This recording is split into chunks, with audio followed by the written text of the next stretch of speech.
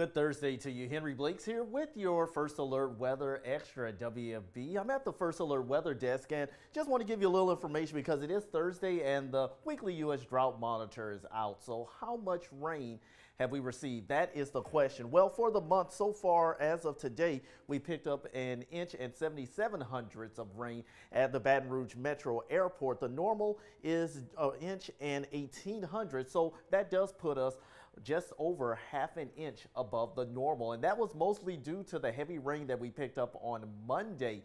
We didn't receive that much rain, or I should say nearly as much rain in the Baton Rouge area as, let's say, parts of Mississippi and far southeast Louisiana picked up. Notice well over 6 inches of rain just Monday in Summit, Mississippi, as well as Kentwood, parts of Houma, especially the north part of town, picking up half a foot of rain. Riverpool just shy of 5 inches. Macomb just under 2.5 inches. And Baton Rouge, we picked up an inch and 4/600 just from Monday morning alone. Now, what type of impacts has that had on the area? Well, what you're seeing here, this graphic shows you the percentage of rain that we've received for the month of October, at least when it comes down the amount we receive versus the normal. And you'll notice, yes, it's the beginning of the month, but we did receive an excessive amount of rain across southeast Louisiana and southwest Mississippi. In fact, very wet conditions along the I-55 corridor,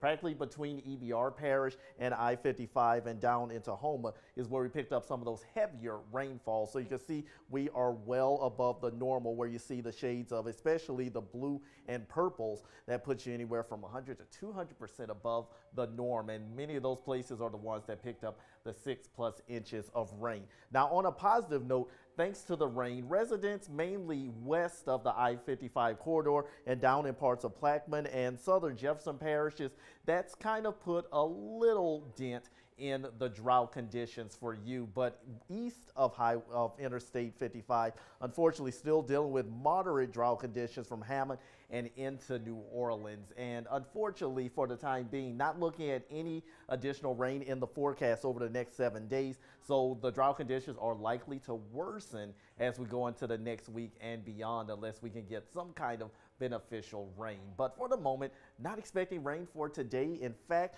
taking a look at your future cast through 3 o'clock as we start to head home, highs are going to be right in the mid, maybe a few upper 80s. Some of that drier air will start to push in, but for today, it's still going to be on the warmer side. As we go into your Friday morning, however, that's where we're going to start gradually feeling the changes as cooler air plunges in. We'll be mostly in the 60s across the area, mostly mid-60s for tomorrow morning, and watch for tomorrow afternoon. Friday is looking absolutely great. By lunchtime, we're still in the mid-70s, rising back closer to normal, at least some low to mid-80s for your highs for Friday. And that's going to be great for high school football, live after 5, and even into the weekend looking pretty decent as the Tigers are going to be playing at home in Death Valley. Highs are going to be in the mid-80s, maybe even a few lower 80s for your weekend across the area. But check out the morning lows. Many of us will be looking at some of our coolest mornings being both Saturday and Sunday morning, going with around 60 degrees for the Baton Rouge area.